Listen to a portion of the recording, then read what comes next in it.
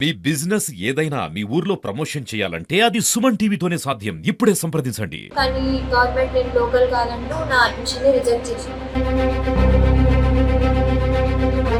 వాళ్ళు ఈ విషయం మీద డిస్కషన్ చేసి నాకు అడ్మిషన్ ఇప్పించగలరని రిక్వెస్ట్ చేస్తుంది. నా పేరు గన్నెపల్లి సారిక. నేను పుట్టింది పెరిగింది తెలంగాణలో. మా పేరెంట్స్ పాస్ట్ 50 years నుంచి తెలంగాణలోనే ఉంటున్నారు. నాకు ఇయర్ రాసిన నీట్ ఎగ్జామ్లో all India rank 1,41,256, state rank 2,572 వచ్చింది. నాకు ఎంబీబీఎస్ ఫ్రీ సీట్ వచ్చింది కన్వీనర్ కోటాలో. కానీ గవర్నమెంట్ నేను లోకల్ కాదంటూ నా అడ్మిషన్ని రిజెక్ట్ చేసింది. నేను 1 to 10 మా ఊరు దగ్గరలో ఉన్న స్కూల్లో చదివాను, కానీ అది తూర్పుగోదావరి జిల్లాలో విలీనమైంది. నేను తెలంగాణలో ఇంటర్మీడియట్ కంప్లీట్ చేశాను. మరి నేను ఎక్కడ చదవాలి గవర్నమెంటే చెప్పాలి, కాబట్టి వాళ్ళు ఈ విషయం మీద డిస్కషన్ చేసి నాకు అడ్మిషన్ ఇప్పించగలరని రిక్వెస్ట్ చేస్తున్నాను. నా పేరు గన్నేపల్లి అశోక్ కుమార్. మేము పుట్టి పెరిగిందంతా భద్రాచలంలోనే. మా పిల్లలు కూడా పెరిగింది భద్రాచలంలోనే. మేము సుమారు 50 సంవత్సరాల బట్టి భద్రాచలంలోని ఒకే దగ్గర ఒకే ఇంట్లో ఒకే బజార్లో నివసిస్తున్నాము. మా పాప 1 నుంచి 10వ తరగతి వరకు మాకు అడుగుల దూరంలో ఉన్నటువంటి పురుషోత్తపట్నం స్కూల్లో చదువుకుంది. ఇప్పుడు ఆ స్కూలు తూర్పుగోదావరి జిల్లాలో విలీనమైంది. కానీ మేము చదువుకునేటప్పుడు ఎటువంటి మాకు ఆలోచన లేదు. కాకపోతే ఏంటంటే ఈ రోజున మా పాప తెలంగాణలో ఇంటర్మీడియట్ పూర్తి చేసుకొని నీట్ ఎంబీబీఎస్ పరీక్షలో 2025లో టాపర్గా నిలిచి 2025లో టాపర్గా నిలిచి స్టేట్ ర్యాంకు 2,538 తోటి ఫ్రీ కన్వీనర్స్ కోట సీటు దక్కించుకుంది. కానీ జీవో నెంబర్ 33 అనే దాన్ని తీసుకొచ్చిన ఈ గవర్నమెంట్ గత సంవత్సరం ఈ 33 జీవో ప్రకారంగా మా పాప 2 సంవత్సరాలు అటు తెలంగాణలో అయింది, 2 సంవత్సరాలు ఆంధ్రలో అయింది.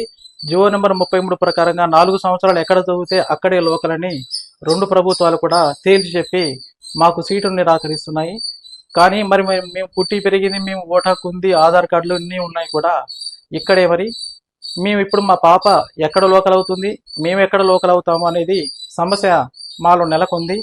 ఈ జీవో వచ్చేటప్పటికి మాకు ఎటువంటి అవగాహన లేదు, అవగాహన లేకనే చదువుకున్నాము. కాబట్టి ఈ రాష్ట్ర ప్రభుత్వాలు ఏ రకంగా మమ్మల్ని తెలంగాణ లోకల్ చేస్తాయా, ఆంధ్ర లోకల్ చేస్తాయా అనేది చెప్పాలి. మా ప్రూఫ్లు మొత్తం కూడా తెలంగాణలో ఉన్నాయి. మా ఫాదర్స్, ఫోర్ ఫాదర్స్ అందరూ కూడా తెలంగాణే. దీనికి సంబంధించిన అన్ని సాక్ష్యాలు కూడా మా దగ్గర ఉన్నాయి. కాబట్టి ఈ తెలంగాణ రాష్ట్ర ప్రభుత్వం ముంపు మండలంలో విలీనమైనటువంటి పురుషోత్తపట్నంలో చదువుకున్న మా పాప నా లోకల్గా తీసేసి మాకు ఫ్రీ ఎంబీబీఎస్ కోటాలో మాకు కన్వీనర్ కోట సీటు ఇస్తారని చెప్పేసి ఆశిస్తున్నాము. కాబట్టి మా యందు దయవంచి ఈ రాష్ట్ర ప్రభుత్వం మాకు న్యాయం చేస్తారని వేడుకుంటున్నాము. నమస్తే అండి అందరికీ. మేము స్వతహాగా అందరము తెలంగాణ వాసులే. మా ఫాదరు 1978లో బట్టల వ్యాపారం రీత్యా ఇక్కడికి వచ్చి స్థిరపడ్డాము.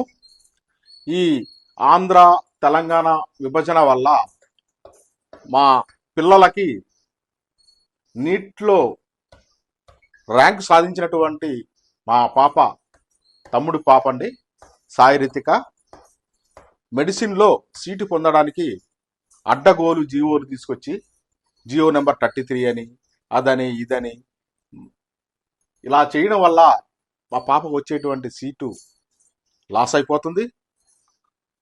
ఏం చేయాలో అర్థం కాని పరిస్థితి. అడ్డగోలుగా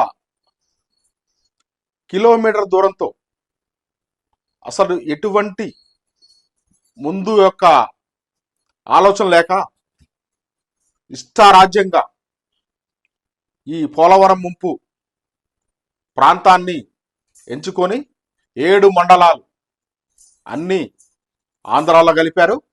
దానివల్ల మా పాప కిలోమీటర్ దూరంలో చదివినటువంటి పాపని తీసుకెళ్ళి ఆంధ్రాలో కలిపి మీ పాపకి సీట్ రాదని, మెరిట్లో అర్హత లేదని చెప్పి చెప్తున్నారు.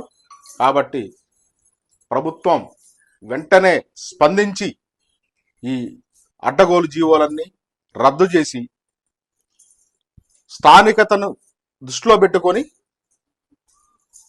ఫాదరు మదరు ఎక్కడున్నారు, వాళ్ళ స్థానికత ఏంటి అని దృష్టిలో పెట్టుకొని మాకు న్యాయం చేయాలి వెంటనే. లేని పక్షంలో చాలా మేము ఇబ్బంది పడాల్సి వస్తుంది. కాబట్టి సీఎం గారు, అందరూ మన ఎమ్మెల్యే గారు కలిసి ఈ సమస్యను వెంటనే పరిష్కరించి మా పాపకి సీటు వచ్చే విధంగా మెరిట్ లిస్టులో ఎంత సీటు అర్హత పొందిందో పెట్టాలని సవినయంగా మనవి చేస్తున్నాను. దీన్ని వెంటనే సీరియస్గా తీసుకొని మా పాప ఒక్కతికే కాదు, మళ్ళీ రాబోయే పిల్లలకు కూడా ఇటువంటి ప్రాబ్లము ఫేస్ అవుతుంది. దీన్ని దృష్టిలో పెట్టుకొని జీవోని వెనక్కి తీసుకొని వెంటనే విద్యార్థికి న్యాయం చేయాలి. థ్యాంక్ యూ అండి.